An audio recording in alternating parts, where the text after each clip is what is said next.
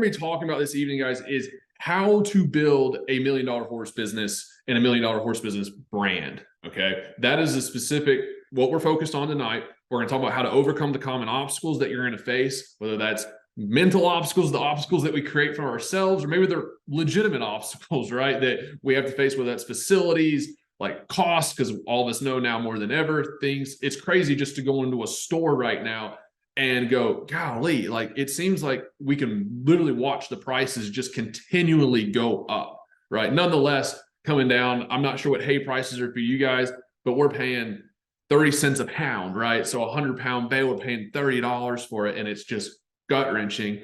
But none of us are going to sacrifice on the nutrition. So what do we have to do? We got to figure out how to make some money. We got to figure out how to stay in business, how to take top quality care of our horses. And we're not going to sacrifice on that. So guys, how did we get to this point? This was not in the plans, right? As far as me helping other horse business owners develop their businesses, I was on track to continue. Some of you guys might even know us. We're just training horses, and we still continue, obviously, to train horses and stay doing that for our clients and our customers, which we love working with. But ultimately, it was a very uncomfortable thing for me to be able to go from running my horse training business, starting to teach some clinics, selling merchandise, traveling around the country, creating digital items, all those types of things. And then a mentor looking at me going, hey, you keep telling people that your mission is to educate horses and people with a lifetime in mind. That's been my mission from the get-go. I can tell you the moment that I stepped off of a horse in an arena and that came to me, it was like one of those ideas that you kind of grab out of the universe. You're like, that's mine, right? That's mine. So our mission, in summary, is to educate horses and people with a lifetime in mind. That comes because I didn't grow up around horses. I started with rescue horses. I saw horses that needed an education. And I knew that if I could give them an education that would last them the rest of their life, maybe they would not end up in that situation. But also, as many of us as professionals know, you can help as many horses as you want to, but if you don't help the people behind the horses, it's kind of like you're on a broken wheel, right? You've really got to be able to help the humans behind it. And so this mentor, a business coach of mine, was like, Colton, listen, like you say this stuff, you help horse owners, you're helping professionals with their horses, you're helping these horses, but why aren't you helping horse professionals in the business side? And I'm like, I didn't sign up for this one, man. Like, I don't know that I'm going to be going down this road. And he's like, seriously, like, if you really want to help as many people, as many horses as possible, think about how many horses professionals touch. Think about how many owners those professionals are going to go work with. And if you really believe and you're really going to stand behind it, then you need to consider this. And I'll be honest, guys, like it was one of the most uncomfortable things I had to consider. And I didn't take action on it for months, like nearly a year, because I went through some of these mental games. Like, I don't know. I haven't built a business that's successful enough. I haven't done enough. I don't have enough notoriety. I don't have enough titles behind my name to go, why do these professionals give a crap what I have to say when it comes to business?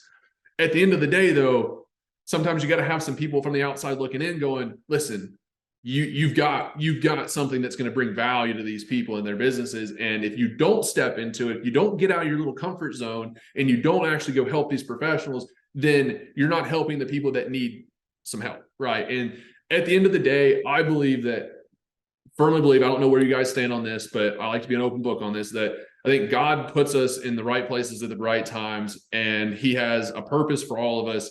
And a lot of times that growth is not comfortable. It is not the thing that we want to actually do, but it's the thing that we need to do. My wife, we had a mastermind here at the ranch last weekend, and she was talking about how, God doesn't call the prepared, he prepares the called. And that was one of those things that for us, it was super uncomfortable. I still kind of get goosebumps thinking about it, because I'm like, we all go through imposter syndrome. And I'm just very transparent that, like, even in helping you guys with your businesses, we went through these same obstacles and hurdles. And some days I'm still playing, where we all still play mind games. I don't know if I've got enough knowledge. I don't know if I've got what it takes to train this particular horse, to take this horse to this particular level. And so, guys, like, really for me, that my mentor called me out. Right. He's like, you need to step into this. Like, you are ready for this. If you don't do this, you're not serving the people that you're probably meant to be serving that could use your help. And then look at how many people that would impact. And at the mastermind that we had here at the ranch last weekend, I said, sometimes you got to flip the script. Sometimes we're looking at, I'm not sure if I can help these people. Flip it. What happens if you don't do it?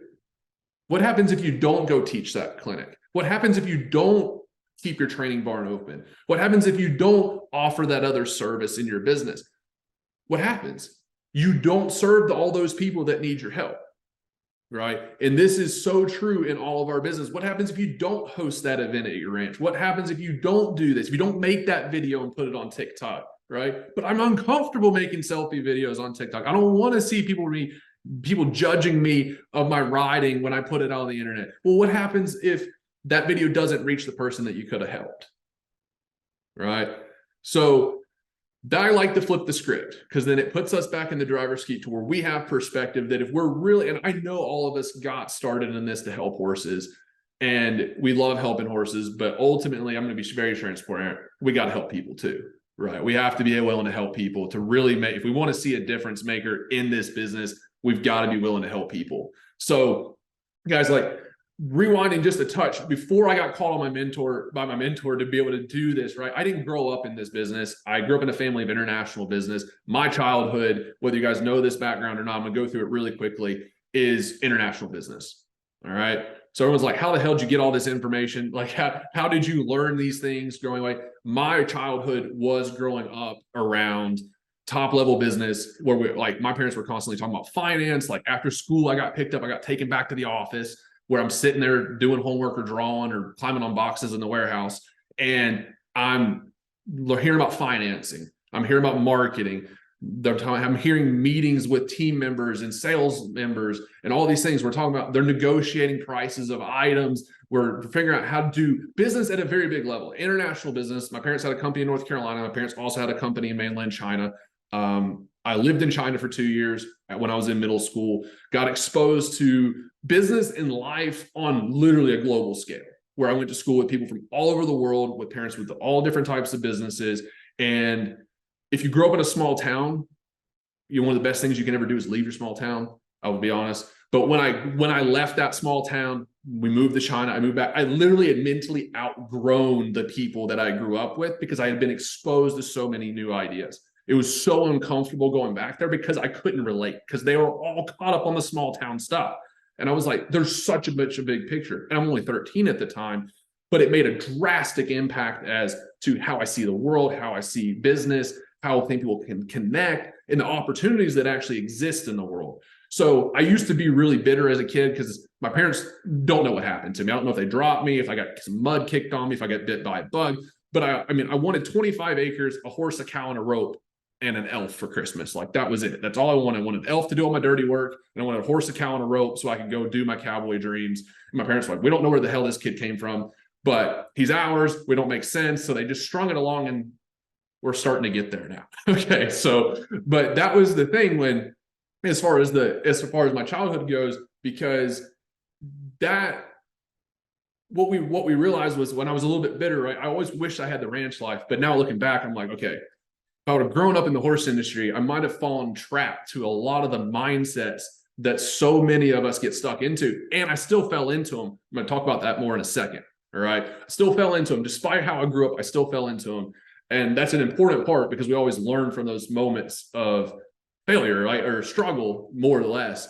And so, guys, like, when I mentioned I started in horse rescue, and that was a really important part, because most horses end up in rescue situations, slaughter situations, is most of them, they don't have an education that's worth a damn, right? They have an education or didn't have an education that failed them, and it impacts the rest of their life. But if a horse has truly a solid foundation, and in their education, it will affect every area of their life. It'll affect the types of people that are interested in buying them and keeping them. It'll affect what kind of a chance they have at any kind of career. It's going to keep them out of bad situations.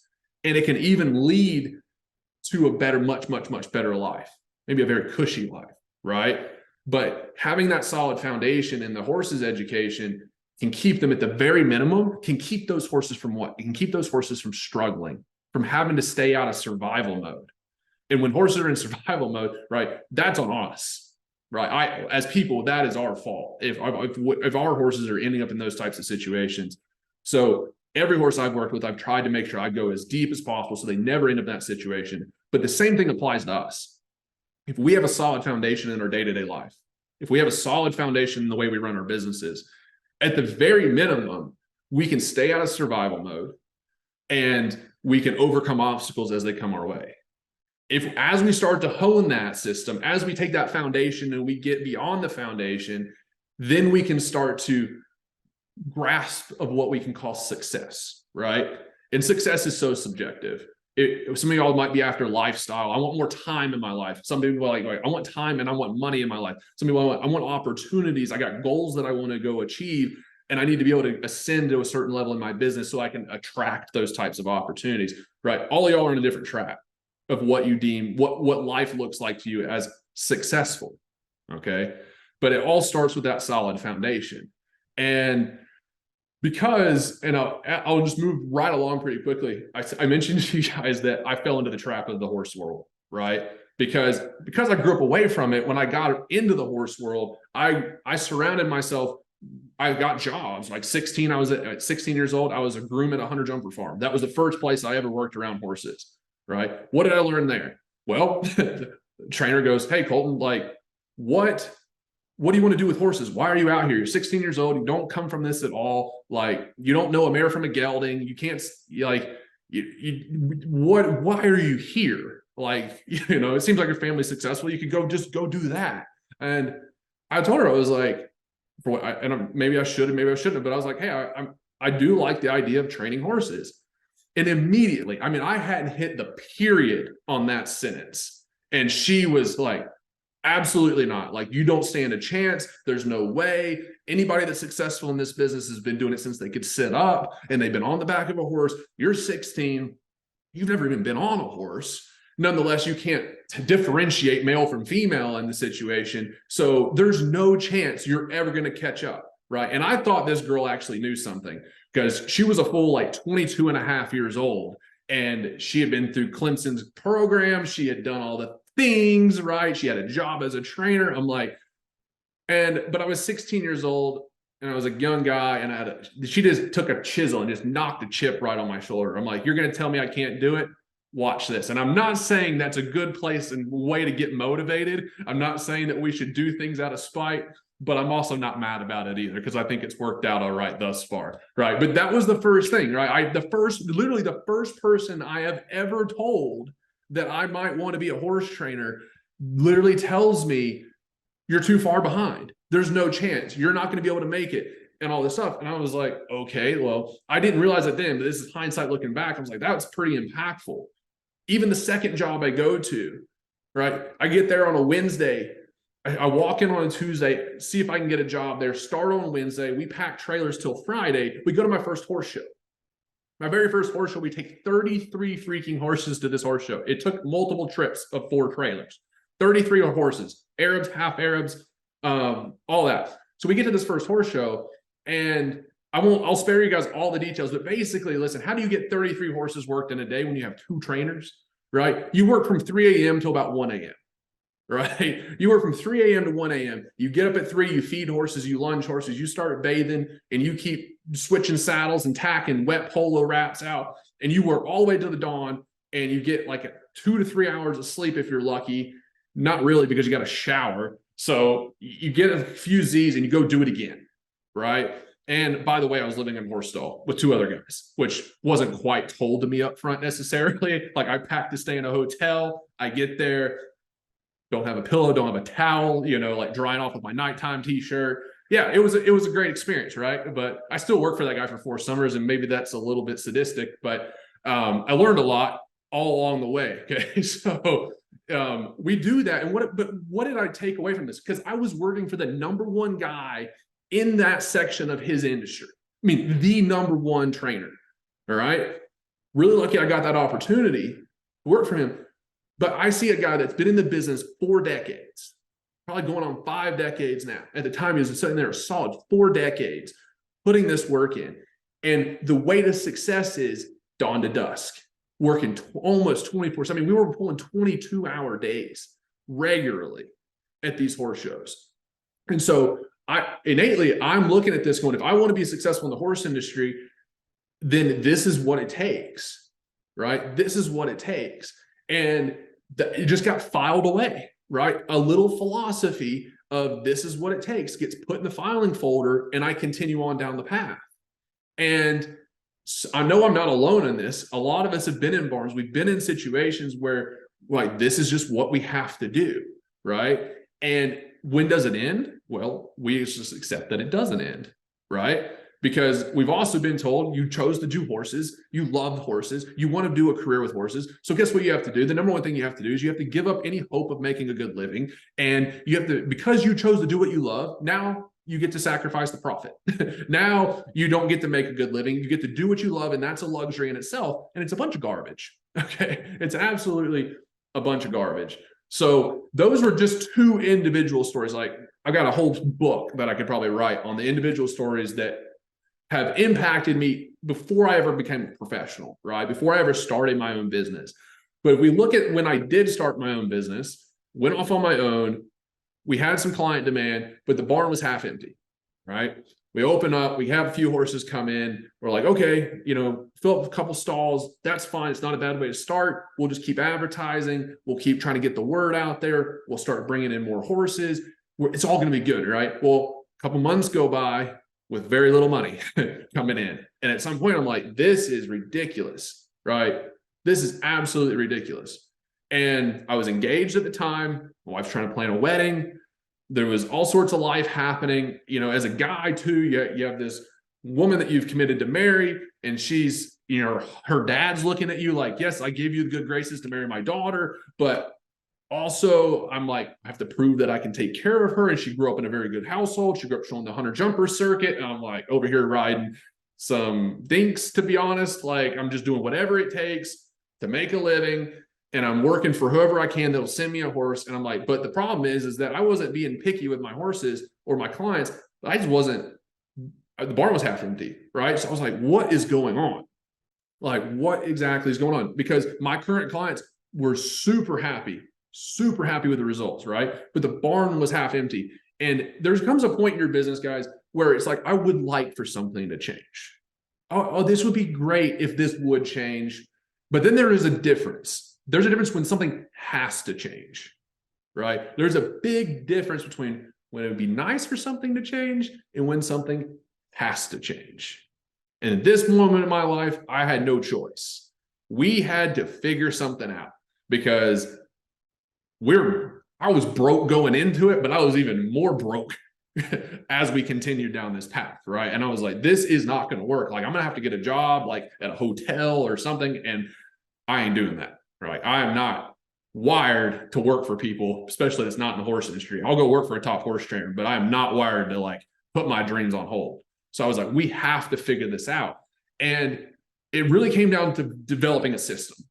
We had to strip everything down in our business and go, why the freaking heck is this not working? And develop a system. And what the system allowed us to do on a timeline basis was we went from a half empty barn of horses that some were okay clients, some were clients that I was happy for their horses to go home, right?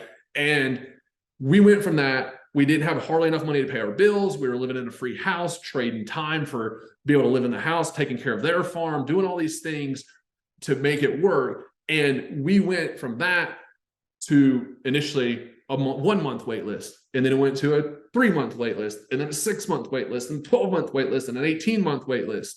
Right. And then we had people, once we hit 18 months, we had people that would call us with yearlings and be like, hey, we don't send this horse to you when it's 3. Right. So they would just, instead of jumping on the wait list, they would just call us years in advance before the horse was old enough, and just be like, just put this horse on your books for 2 years out because that's when they'll be old enough. Right. And so we started doing that, and it enabled us to get our time back. It enabled us to build a business that from just horse training alone was doing $100,000 a year profit. All right. Not gross revenue in the business, but $100,000 profit in the training business alone. All right. And we'll talk about how that came to be. We'll talk about the importance of that. And so that once, and when I say 100,000, I'm going to go ahead and just give you the back end of this.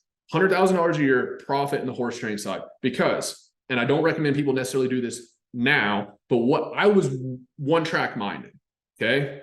I was only training horses. I didn't teach lessons. I didn't teach clinics. I didn't sell a rope halter. I didn't have a sponsor. I didn't have a brand deal. I didn't do online content, right? I might make a Facebook post from time to time, but I wasn't doing Facebook Live videos. We weren't doing anything, right? I was a barn rat. Okay. The only time I went on social media was to message clients. And that was it. All I was focused on was becoming a better horseman, serving my clients at the highest level. And there is a massive amount of value in that, because when you look in your business at the number one thing that people reach out to you for, that is what we call your core offer, right? Your core offer is the number one thing that people go, hey, Lydia, hey, so-and-so, hey, so-and-so, what is it like? Can you help me with X, right? Can you help me with this? That is your core offer.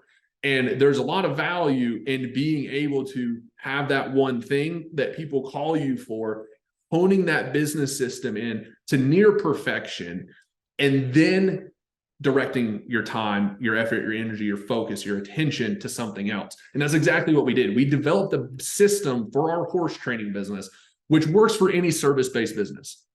Okay, because we developed the system there. And then once we had that horse training business honed in, then we said, now let's teach clinics. Then we take the exact same 5-step system and we applied it to the clinic model. Then we're like, okay, the clinic model, let's do a video library. So we take the exact same 5-step system, do it for the video library, hone that in, get it working like a system that can work on its own. And then we go to the next one, right? But as entrepreneurs, so many of us struggle with seeing opportunity everywhere. We have that squirrel brain where it's like, that horse would be a good project. I could buy that horse and turn that horse around, sell that horse for this amount of money. And then I could also go over here and buy these products at this price and turn around and sell them at this price. And we see opportunity freaking everywhere, right? And one of the hardest things is to be able to hone things down and focus on 1 to 2 things at a time. And this is where I said I didn't recommend only doing horse training, right? Because if you did get hurt, you kind of, it's a risk of the business. You do cut your income. So looking back on it, I probably should have diversified my income a little bit more. And I recommend that trainers do that now, but you don't want to have 16 things going on in your life. You need to slim it down, focus on a couple of things, get those systems running well, then go, right? So that's the back end story of how basically my mentor challenged me to step into this. Those are some of the backstories of like the faults that I fell into mentally and what led us to actually getting to the system. All right. So I'm going to make sure nobody's waiting on us here and we're going to be good to go. So we're going to move right in to what this system is, guys. It's a 5-step system. I'm going to go through this in a way that you can understand how to implement and the steps that goes into the importance of implementing this in your business. All right. And as an entrepreneur by the name of Alex Hormozi says, simple scales, fancy fails. All right. Simple scales, fancy fails. And the importance of that is that so many times when we get into an area, some of you guys might have experienced this with horses, is that when we don't understand something, we will automatically assume that it has to be complicated. Any of us get there? We're like, hey, I don't know how to get this freaking horse to do a flying lead change. I don't know how to teach this horse to turn around. This horse won't even freaking stand still. It has to be for some complicated answer. Right. And all that is our ego stepping up going, no, it's not you. It's not you. It's that other thing. That's the problem, right? It's that horse. That's the problem. It's not your business. It's not you operating your business. That's the problem. It's because the market is complicated, right? And it's not always the case, right? A lot of times it's very simple. We just have to be able to strip it all down and get it simple. And when you find a good educator, that's a good horse trainer that can teach you good horsemanship, they can almost make it sound like it's just the ABCs, right? You're like, oh my gosh, this makes so much sense. And so that's hopefully how this is going to feel for you guys when we go through these 5 steps, is that I want it to feel like the ABCs, right? Because it needs to be super simple, because simple scales, fancy fails. And when you have a simple process, you can take that from your training business and you can do it in clinics. You can do it in ranch events. You can do it in other systems. But you got to focus 1 or 2 first. Okay. So, all right. So the first step is decisions. All right. It's our decision-making process. All right. And what this means is that in the decision-making process, you've really got to know not just how to make the decisions, but you got to know what key decisions you have to make, right? Because the key decision-making process, this is the solid foundation to your business. All right. And all of us, I think everybody in this room can understand, putting a solid foundation on a horse is so important. Why? Because it affects everything else that comes next.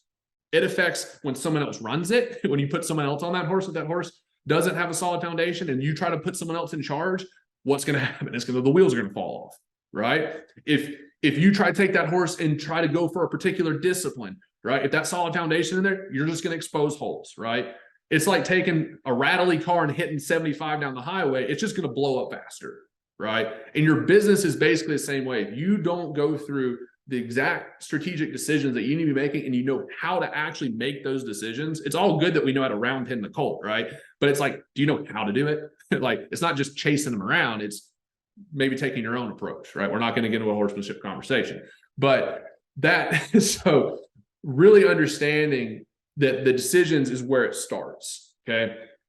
Within the decisions, we have multiple frameworks. The two main frameworks within our decision-making process, though, is going to be our branding framework and then our action plan framework, okay? Your branding framework is going to affect step number 2. Your action plan is going to affect making sure that you actually have a course of action moving forward in your business so that you have benchmarks that you're going to hit, and you know that it all has to work together, guys. This is like a well-oiled machine. So when you have your branding process, we're going to talk about how that influences step number 2 here in a minute. But your action plan as well is understanding how fast to go and when to go. Does that make sense? Because if you think, hey, I'm ready for step 7 and your foundation is only built to a level of 3, it's all cool that you have an action plan, but you're going to hit 75 going down the highway before you're ready, right? You don't have all the lug nuts tight. So really making sure that you have an action plan in the branding process together is so critical, because as I mentioned, it's exactly like not having that solid foundation on your colts, and it's going to impact everything. But when you get this honed in, right? So we talked about things going sideways, but when you get this honed in, you should have a crystal clear plan that you can execute. You should be able to execute this with confidence. You're like, okay, I know how fast to go, when to go, how to get there. All right. These are the key decisions that you got to make. And it's going to let you do a couple of things. If your goal is number of clients, then you have an action plan of how you're going to get there. You have a branding process to make sure you're going to get the right clients.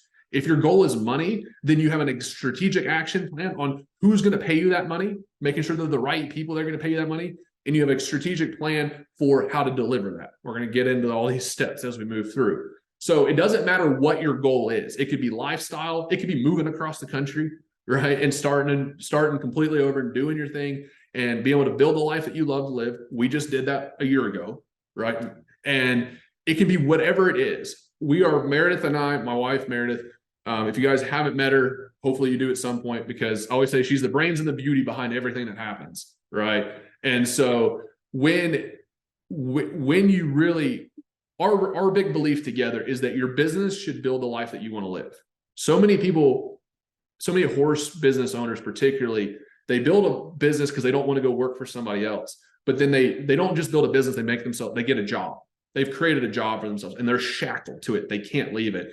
We firmly believe that when we get to help you guys in a very meaningful way, that you should be able to have your business work for you to where it provides you the opportunities that you want to take advantage of in your life, right? So if you find an opportunity, you're like, I want to buy that $50,000 horse.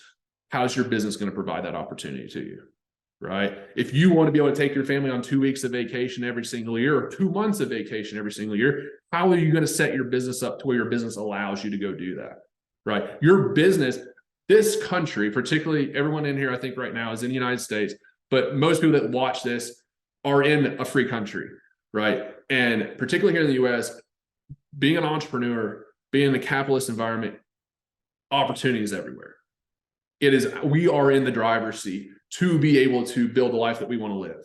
So there's no excuses for saying, hey, like I'm stuck to my business. It's like, no, get your business working for you. All right. So enough of a little soapbox. All right. Let's get on to step number 2. Step number 2 is our attraction model. All right. And this attraction model is the exact system that we use to market and find the right clients that you are passionate about and excited to work with. All right. So when we look at is this person the right person for me? A lot of times we have to do that gut check. Do you really want to serve them? Are you passionate about working with this particular person? And are you excited to get out there and actually help them achieve their goals, help them solve the problems that they have? So many people, this is where entrepreneurs screw up, man, especially horse people. So many people go, I love horses, so I just want to go train horses. And the people become the second thought. All right. The thing with entrepreneurship and really building a successful business is that you actually have to think about who you want to work with first. Right? Who are the people that you want to spend time with? Who are the people that you want to serve? Because when you know who the person is, then you can figure out how to serve them later. But so many people go, I want to serve this person because I like doing this. And then horse people typically do this. And then when they get to the end, they realize that person's broke. They're like, I like doing this, but the person that needs that solved has no money, or doesn't value their time, or doesn't see the value in what you offer, and they're not willing to pay for it. This is the real gold, right? When you understand the attraction side, you start the second step of the process with really determining who it is you want to be working with every day. All right. And if you don't figure this out, some of us might have felt this way. Or if you don't figure this out, you might not have any clients. Bar might be flat out empty. You might have the wrong ones. So you got clients, but you're like, oh no, like these people are not for me, right? And it's not very romantic, but they will suck the soul out of you. Like they will drain you mentally, physically, emotionally, financially, spiritually, right? And some people would just get to burnout. Flat out get to burnout. They're just like, I can't do this anymore. Not because they don't love the horses, but because the people that they're having to work with, they're like, the money's not worth it. My livelihood's not worth it. And guess what? Your health isn't worth it. Your health isn't worth it. Forget the money for a second. Your health isn't worth draining yourself to those types of people. So when we go through this attraction model, we got to find the right people, right? And we got to make sure that and this is where I challenge you guys on this, is I don't want you to think about the people that you could be working with. A lot of us go, well, I think I could serve these people. All right. These are the people that I could really bring value to. I want you to go a level above that, maybe 2 or 3 levels above that. I want you to really think about who are the dream clients that you really want to be working with. Like if all the stars aligned, like to the point that you get goosebumps thinking about it. It could be, oh gosh, it could be the Queen of England for all I care, right? If you want to go be able to give a clinic to the Queen of England, if you want to be able to work with very well-known folks, right? Or whatever it is, I don't know, whatever it is that motivates you. Okay. It's what matters to you. It's not, there's no right or wrong answer in this, but a lot of us limit ourselves in by thinking, oh, these are the people that I feel qualified to go serve. Right. I already kind of opened up to you guys a little bit about that on my side, right? I want you to really go beyond and say, if I could write the perfect book of like, I've achieved the pinnacle of what I believe is possible right now in my career. Who are those people that I would want to be serving? Right? Big goals, scary goals, exciting goals for the people that you want to be serving. That's what we want to focus on, right? Because we want these people to be fun to work with. We want them to be thankful for the opportunity to work for you. And that's a weird thing to think about if you've had clients that just thanklessly use you up. They're just like, got my money out of them, right? No, now you get to go work with people that are like, Eddie, I'm so thankful that you even considered taking my horse into training. And I'm so elated. Like, yes, I'm devoted, I'm dedicated, I'm in. Like, whatever you say I need to do, like, we're going to support the horse while the horse is with you, right? These people are out there, right? And they're super fun. Like, I can't help smiling when I'm thinking about it because they're so fun to work with, because they're backing their horses. They support you. They don't want to see you struggle, because if they know you're struggling, they know their horse is struggling. And here's a valuable freaking lesson on this. Some of y'all might have seen this a couple of weeks back on our social media feed, where we had posted something, and we were talking about working with the right clients. And this person commented on there and said, well, I really like working with my trainer because my trainer struggles a bit financially from month to month, and it makes me not feel alone. I'm like, what a sorry human being, right? And but whose fault is that, right? I would never want to say, Eddie, I love hanging out with you because you make my broke ass not feel so broke, right? Like, that's basically what the person's saying, right? And it's ridiculous.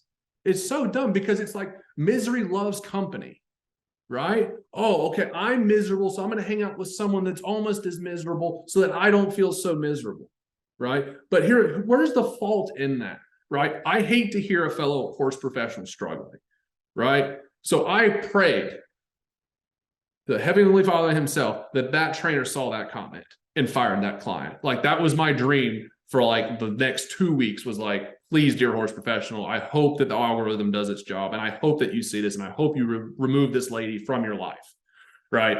That was what I was hoping for. But the other thing is that we have to take responsibility for our own selves, right?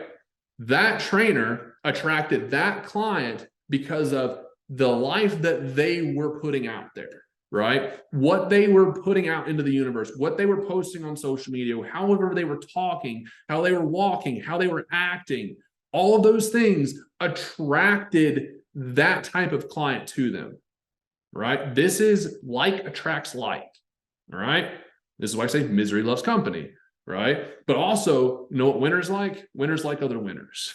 Winners don't like to hang out with losers because that's not like attracts like. Winners like to hang out with winners, right? People that have an abundance-based mindset like to hang out with other people that have an abundance-based mindset because they can push each other together and go forward, all right? So where does that all fall on that trainer? To me, I would go back to the trainer and be like, you need to be more aware of what you're doing. I understand you're struggling, but if you continue to have a sob story on Facebook, guess what's going to happen? You're going to attract other people with a freaking sob story, and it's not going to do your business any good. Call a spade, right? So in the attraction model, we've got to get our vision super crystal clear about who that dream person is. And then we got to start taking some responsibility for attracting those people into our ecosystem. All right. So that's step number 2. Okay. So now we've got them coming in. We've got the right people coming in to our business. Step number 3 is what we call the closing system. All right. In this closing system, this is how we get them to say yes. So you're like, yes, I am super excited. I've got the phones ringing. I'm getting a Facebook message. I'm getting the right people into my business. But now we got to actually get them to say yes. Because if the phone rings, and guys, this is where I was at when all of this stuff had to start figuring out my business, right? The barn was half empty. My phone was ringing, but they weren't sending the horses. So it was fine. Like, I was getting some good, decent clients. But I'm like, why won't they send me the horses? Like, I would do anything. I'll do anything to make sure that I can get their horse the best education, take the best care for them. And the broken part was in the closing process. And so this is how we get them, not just to say yes, but this is really where we take dream clients and we find the dream clients that are happy and, weirdly enough, excited to be able to pay you premium prices for your horse training services or within your business, whatever you're offering, right? And we do this in a way to where they don't get stuck. And this is really important, guys, where they don't get stuck playing the price comparison game. All right. And you don't ever end up in a situation trying to convince them that you're worth it. In fact, we get them to sell themselves to you. And it's a pretty nice it's a really solid closing process because it maintains, it's your business and you're in control of that business. And so many times what we see is, and I saw this on Facebook like 2 weeks ago, and it was driving me bonkers. This person was like, I'm looking for a horse trainer in this geographic area. And somebody said, oh yeah, just drive your truck down Main Street, drop about 3 $100 bills out the window, and you'll have horse trainers lined up on your front porch. They'll follow you home. I'm like, and that was literally the comment. All right, I should have screenshot it. And I was like, it made my skin crawl Because the perception is that they're a bunch of savage dogs that are just hungry for seconds, right? They're just willing to come for nothing. And there's so many of them, you can pick your choosing amongst all the runs out there, and you're gonna get the easiest deal, and they're gonna fight over it, over the littlest bit. And it's so broken, but obviously that person is not your ideal client, right? That is not the person you want to be working with, but it's the perception. And those people exist. Those people exist, and you don't want to be wasting your time trying to serve these people and then find out like they're just gonna nickel and dime you, and they're gonna cut you down, right? They're gonna cut your value down. So we need to have a closing process that very strategically puts you in the driver's seat, because when you don't have this, you basically end up with the savage dog problem, right? When you don't have a strategic closing process, you have people that will waste your time for days on end and then be like, thanks for the information, and disappear. Anybody had those freaking Facebook messages where they would just rattle you off and ask all these questions and then they just ghost you, right? And you don't want to get into that. You don't ever want to end up in that price comparison game where they're like, well, Jerry down the road is only charging this, right? And oh, Susie over here is charging this. And I really like to send my horse to you, Lydia, but like, would you be willing to do what they're doing? And they're price shopping, right? And there's a big difference between price shopping and value shopping. And when we put in a very strategic closing process, we make sure that we're attracting the right clients that are there for the value you're providing. They see the value into what you're providing. You have a vetting system in place to make sure that they have the right mindset, they're in the right attitude coming into your ecosystem. It helps set really good boundaries. How many of us had trouble with client boundaries? I see some faces, right? Yeah. And when you have a really good client process, it's almost one of the first introductions to your ecosystem and working with you in your closing process that can set up very, very healthy client and horse business owner relationships, where you have really strategic boundaries with each other, where you can get to the step number 4 with them, which means they've already said yes to your services, and you don't feel like they're just there to milk you dry. Okay. So that's the third step. And that is so, so important, because we got to get them to say yes. We actually have to get them in the barn. We got to get them to sign the contract, put the deposit down, maybe pay in full if you guys would be okay with that. And then we have to get on to our next part. All right. Which is step number 4, which is our delivery system. All right. Delivery. This is also what Meredith and I started referring to as the freedom system, because this is where so many horse business owners lose time. Okay. Is in the delivery process. And the delivery process is really how to run your business in a way where you're making really good money in your business without having to work 3 a.m. to 1 a.m., without working dawn to dusk. Okay. And you don't have to have your own facilities yet to do this. You don't have to be able to walk out your back door, right? You can still be commuting if that's what your situation is. You can still be a travel trainer, right? You can still be running your business out of your vehicle mobily, whatever your system is, right? But in the delivery system, this is when the delivery system's off, we have no time. We're constantly working. And the problem is that we're constantly working on the things that only keep the business running day to day. All right. And when you're only doing the things in your business that keep the wheels flowing day to day, you don't have the time to spend your effort, your attention, your energy on the things that will actually move the business forward. All right. And you have to, as a business owner that has a business working for you, if you have to get out of the cycle of just doing the day-to-day stuff, and you have to have the time to go, hey, this is my 6-month goal. This is my 1-year goal. This is my 5-year goal. And you have to have the time to work on the things that are going to get you there. But if all you're ever doing is packing orders and putting things in boxes, and all you're ever doing is cleaning stalls and filling water buckets and turning horses in and out, and you're only doing the day-to-day stuff in your business, answering emails, right? And I'm talking about just plain Jane back and forth emails, answering Facebook messages. And then if that's all you're ever doing, you're going to stay stuck on the hamster wheel. And it's one of the quickest ways to burn out, because you're like, where's the exit? I'm driving down the highway doing 97 miles an hour, hoping not to get a ticket, hoping not to basically get a hospital bill, where my adrenal fatigue kicks in. I'm just hoping, but I'm looking for an exit, right? And the exit has to be that you have to have a system to run your day-to-day business in a way that you do the things that keep the wheels on the track, but then you also, if not, I mean, we try to every day spend time on the things that are moving the business forward. All right.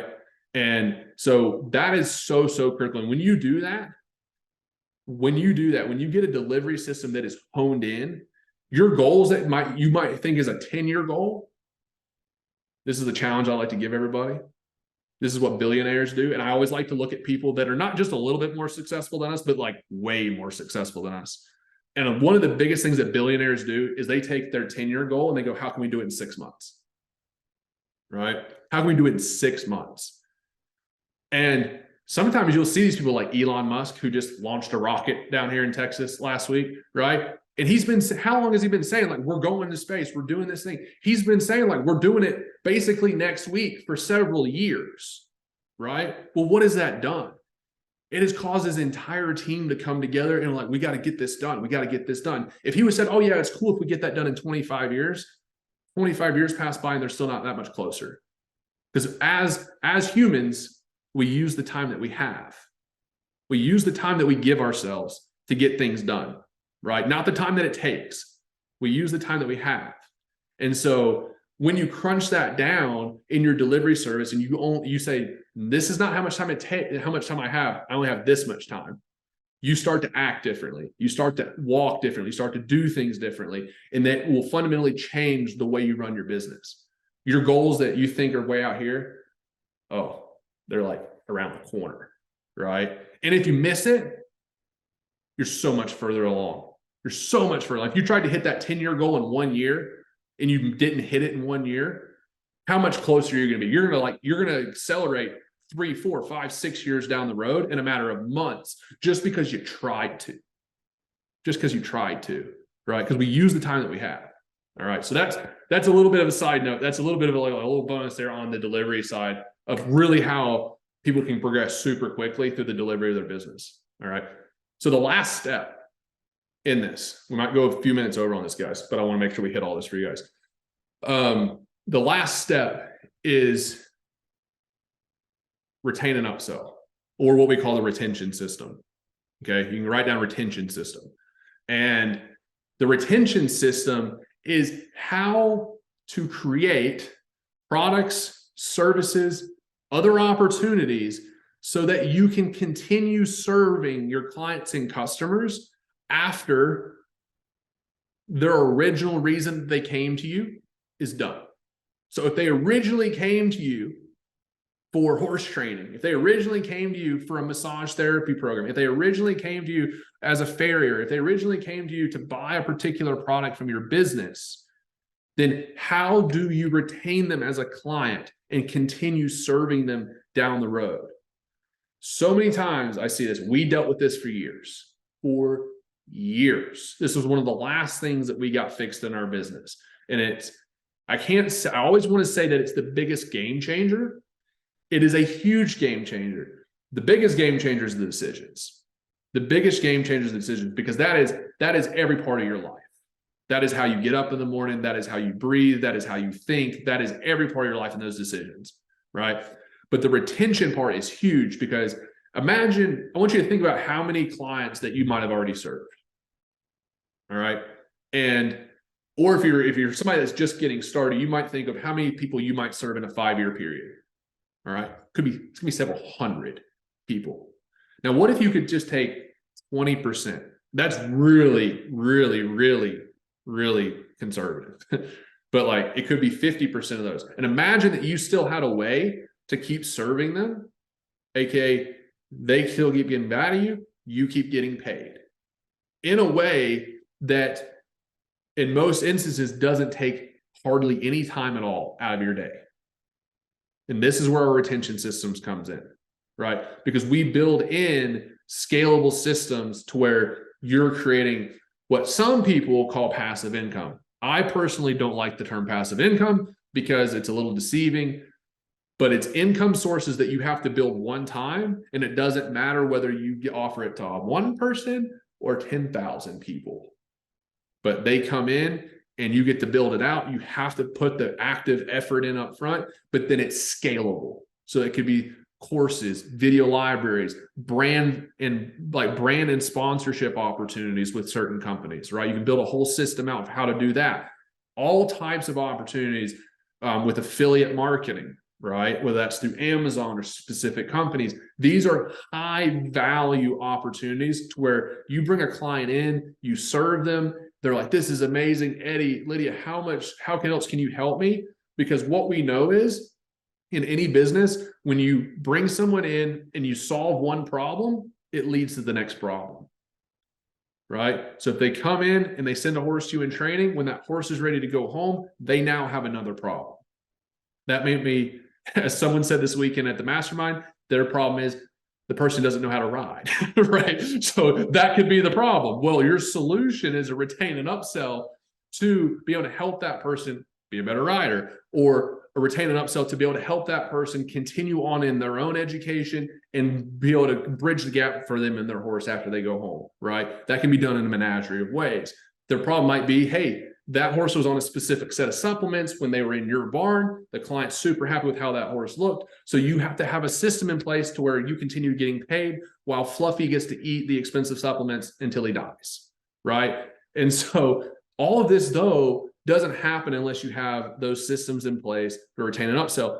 And quite literally, all of us that don't have these in place, we're leaving tens of thousands, if not hundreds of thousands of dollars on the table every single year. Why? Because it's a $122 billion industry. And many people that come into this webinar, guys, we have clients that spend a lot of money on their horses. They spend a lot of money on their horses every year. And so it's only wise as professionals, as business owners, that we step in, because they're going to spend that money somewhere, right? And when some people go, if you're still at this point in the webinar, you're a little self-conscious, like, we got to break this down a little bit. But here's the thing, they're going to spend the money somewhere. They're going to spend the money. They're going to go buy the saddle. They're going to go buy the saddle pad. They're going to go buy the boots. They're going to go buy the supplements. They're going to go pay for a lesson. They're going to go ride in somebody's clinic, right? They're going to go join somebody's video library or somebody's course. They're going to go spend the money. Why shouldn't it be in your pocket? Why shouldn't you be the one? If you've already served them well, if they're already super happy with what you did, you need to make sure that you've invested in a system to be able to continue serving them. All right. And this doesn't mean we do everything at once. This means we do one thing at a time. But this is where that retain and upsell comes in. That way, because one of the most expensive, there's two really expensive things in our businesses. That is training employees, and getting new clients. All right. There's some other high expenses and stuff like that, but those two are very expensive. And most people underestimate how much time and how much money it actually costs to get a new client. So when you have a client in the door, it is in your best interest to have opportunities to continue serving them for as long as possible, because you might take a client that spends $3,000 with you. And if they stayed with you for a long time, they might spend $10,000, $20,000 with you, depending on how much they were spending on an annual basis and how long they were with you, right? But if you don't have that, you might have just, all that money just goes bye-bye. And they spend it somewhere. It's in somebody's bank account, right? So the retain and upsell part is where you really start to kind of literally grow legs in your business and you diversify that income. As I mentioned when we first started, we started this whole process of decisions, attraction, closing, and delivery. And that was it, focused on horse training. Then we did an offshoot to clinics and we went decisions, attraction, closing, delivery. And that was the clinic model. And then we said, what's the problem at clinics? They need continuing education. So we did video library, right? Because one problem led to the next problem, which leads to the next problem. And then it goes from that. And they're like, well, we need this type of resource. So we wrote a book. It's like, cool, there's another one, right? And it continues. It just continues because you continually serve them. So that's just a little bit of a insight as to like our progression in the beginning, right? And so that's the system. Now here's the real thing. You've got the 5 steps. We've gone fairly in depth on each of these for the time that we've had. The fact of the matter is, though, it doesn't matter. Okay. Why doesn't it matter? Like, well, I just spent an hour listening to you talk about this. Why doesn't it matter? It doesn't matter because if your head is not in the right spot, it doesn't work. All right. everybody wants to believe that information itself is going to be what moves the needle. Well, guess what? How much information is on YouTube? How much information is on a podcast? How much information is just being thrown at us every single day? It doesn't freaking matter how much information you have if your head's not in the right spot. And one of the biggest things that holds equine entrepreneurs back is what we kind of hinted to at the beginning, which is here, right? It's here. Am I worth it? How do I know that I'm worth it? Right? Having the confidence to be like, yes, I am worth it. Right? How can I justify charging somebody for that much? Like I couldn't pay that. I can't charge them that. Right? Where does all that come from? It comes from right here and right here. Right? In our own mind, in our own heart, of stepping into that confidence side. And that's the biggest thing, is that as cheesy as this sounds, I will tell you guys that you're worth it. And you got to tell yourself that you're worth it. All right. I wrote a post earlier today, actually, that was talking about, like, you might know Dr. Jordan Peterson. Anybody listen to Dr. Jordan Peterson stuff? All right. If you haven't, phenomenal. 12 Rules for Life, 12 More Rules for Life. He's written those two books. He's written those two books. But he says, one of the things he says is, be careful who you tell good news to and be careful who you tell bad news to. So simple, so powerful, right? So when you have these big dreams, I want to be serving these types of people, right? That doesn't mean you need to go tell everybody about it. I have these dreams. I want to have this type of facility. I want to be riding these types of horses. Maybe the current people around you are not the people that you need to be telling this to. Maybe it needs to be an internal dialogue for a little bit. But once you get that feeling of like, I am worth it, the two most powerful words you'll ever say in your life is, I am blank. Because if you're like, I'm not worth it, I only like saying it because of the impact that it has on you. But when you're like, I am worth it, I am valuable, I am capable of this, right? Some people say, like, I don't know how to do this. It's like, I don't know how to do it yet, right? I will learn how to do this. This internal dialogue that we have of being self-worth. Here's the thing. Statistical data is there, guys. It's a $122 billion business. There's more than enough money for everyone to go around, right? I don't necessarily believe in competition. Like, there is competition, but the fact of the matter is that if you are good enough at what you do and getting high quality results, there's more than enough people, and our industry needs more equine business owners now more than ever, because there's this BS thing going around that you can't make a living, you can't do this, and the old folks are dying, right? The folks that are getting up there that have been in the business since the 60s, right? If they've been doing this since the 60s, they're kicking in their 80s, right? They're not as active. And so there is a massive need for equine entrepreneurs either to get started or step the hell up in our business, because there's a lot of opportunity as people step out. But up here in our head, right? I want you to, if you have to write down, like, I am blank, and I want you to write down like 5, 6, 10 powerful words. I am worth it. I am capable, right? Go through and tell yourself that. Put it on your mirror in your bathroom, right? We have a shirt that says, like, I'm a professional horseman, and it goes through and there's different things that it says on it. But the problem is, like, I am a difference maker. I am a game changer, right? I am a creator of my own destiny. Those I am words are so powerful to who we are. And it kills me when I see people that are very talented, very, very passionate about what they do, just like you guys are in this room. And it's the own self-worth, it's the own self-confidence that holds us back. And that's what I'm saying. Sometimes you need to keep those dialogues internal. If you got big goals, big dreams, be careful who you tell that to. But the next thing is surround yourself with people that want to see you win. Surround yourself with people that are going to pull you up, lift you up, that want to see you succeed at the next level, right? Other people don't like to see people continue to grow past them, because it exposes the fact that they have fallen into this thing called comfort. And they've gotten very comfortable and complacent of being where they're at, staying where they're at. And if you start to grow and start to ascend, they want to pull you back down so that it doesn't make them look bad, right? And that's why you got to surround yourself with people that really want to see you win. And that energy is freaking contagious. It's so amazing. All right. And so there's a big difference. I'll throw this out there. There's a big difference between being comfortable and like enjoying the life that you love and that you've built for yourself and being complacent, right? You can be in a moment in your life where you love what you're doing and you're like, this is awesome. Like, I love where I'm at, but still be moving forward. Complacency is like, I don't want anything to change. Nothing, like, I'm not going to do anything different. Guess what, guys? Times are changing.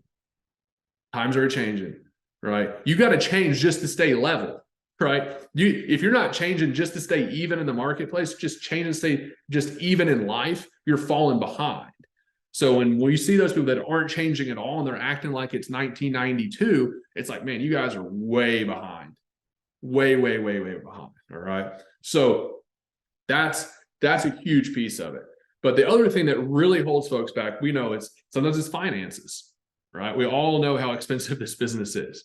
Right? It's finances. It might be facilities. It's like, I don't have that indoor arena. I don't have that 150 by 300 covered, right?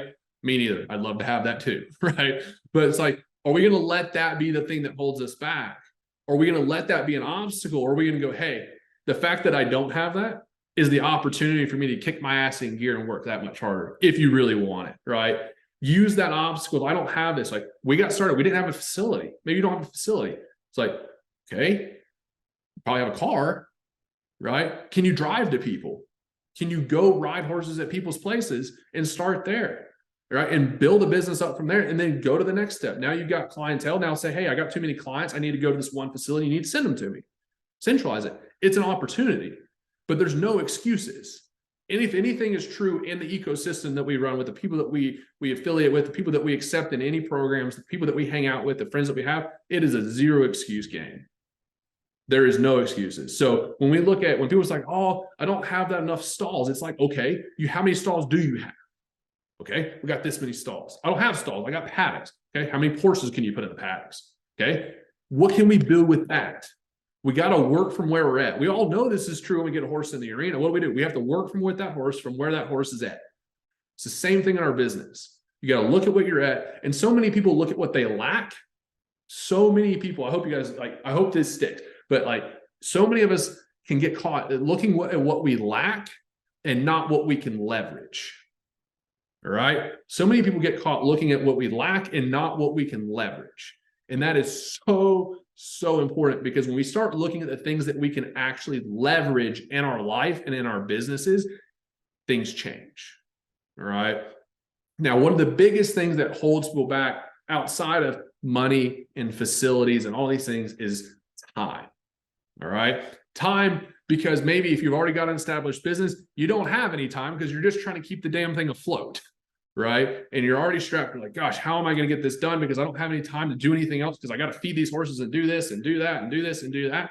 And the other thing is that whether you have time or you don't have time, the biggest problem that we see people face is the fact that the model in our business takes forever to be successful. Right? We have these things called working student programs, right? They've been out of date probably for ever. And people come in and they say, this is your college. And guess what they do? Because you know nothing, they stick you in a stall and they say, here's a pitchfork. That's horse, poop. Good job. And if you behave yourself and if you don't cause too much of a ruckus and all these things, that they might be like, they're pretty useful.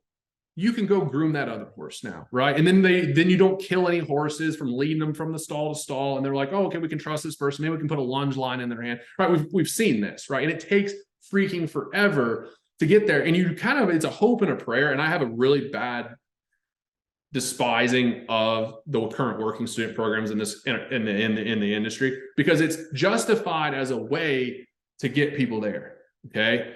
And the fact of the matter is that time is the biggest obstacle.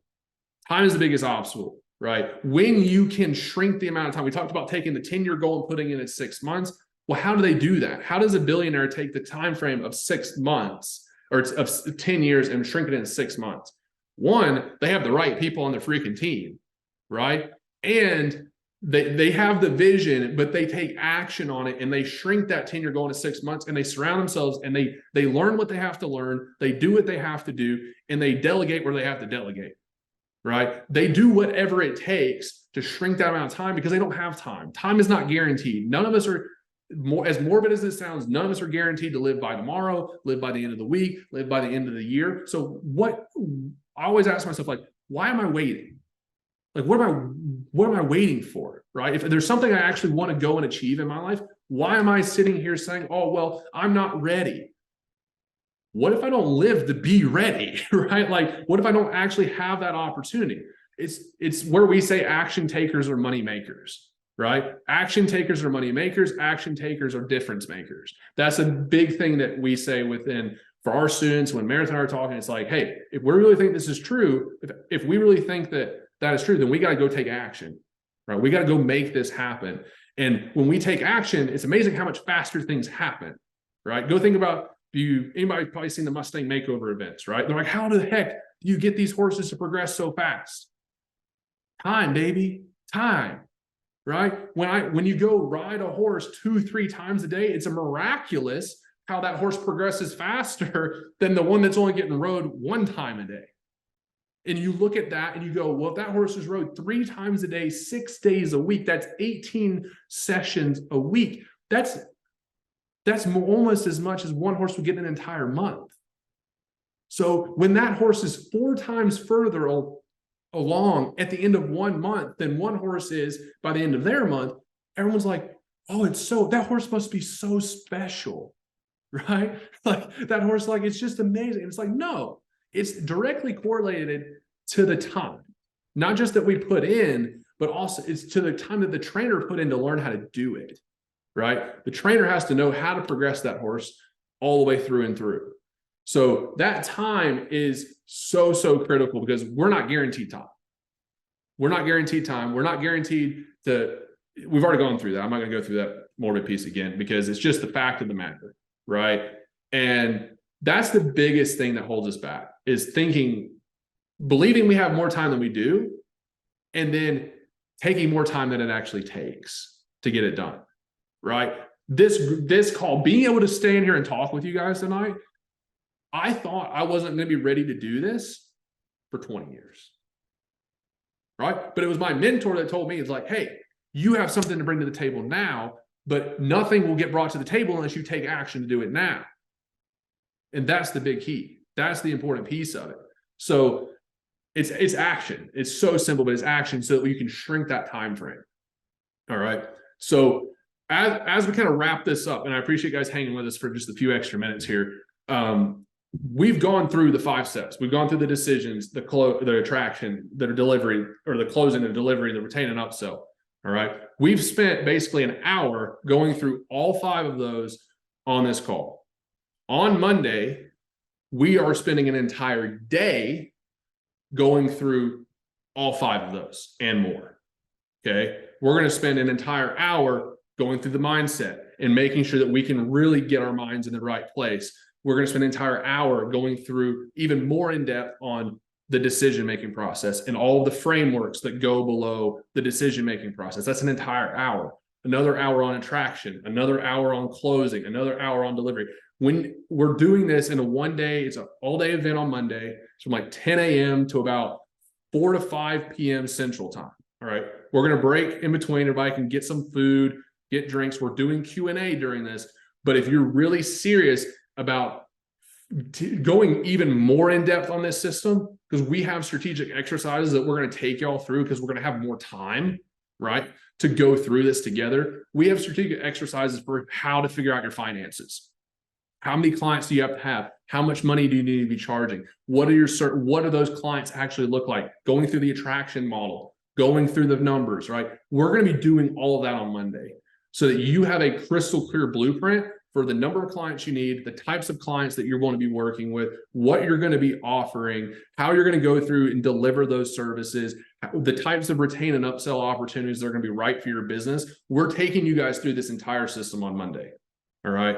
So you've gotten a really good taste of what the system looks like. But of course, in an hour, we can only go through so much, unfortunately.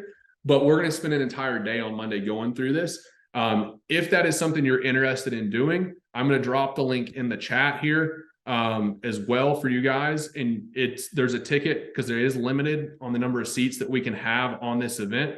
And I have to be able to find the chat button to be able to actually send it to you guys. And so I'll drop that in here now for you guys. And there it is.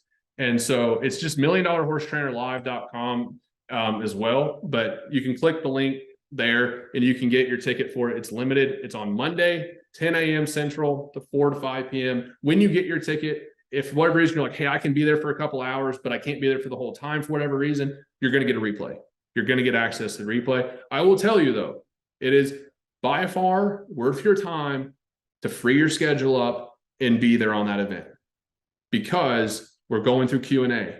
We will be helping you strategically. It is your time. I give you full permission to go there and be selfish and ask the questions that you need answered for your business. All right. You're taking the time out of your schedule and you're making the investment to show up at the event. It is your time to be selfish and to get as much out of that as absolutely possible. We're doing this because I'm sick and tired of seeing horse business owners struggle, and I want to see you guys succeed at the next level. Obviously, you guys are taking the initiative to show up on this event. I know that we can serve you way deeper because we're going to have like 8 or 9 hours together, right? Probably not 9 hours, but probably close to 7 to 8 hours. So guys, I really appreciate y'all hanging out with us for this afternoon. Really enjoyed it. Solid session with you guys. And I hope to see you both on Monday, as well as anybody else who watched the replay. So y'all have a great rest of your evening, and we'll see you guys soon.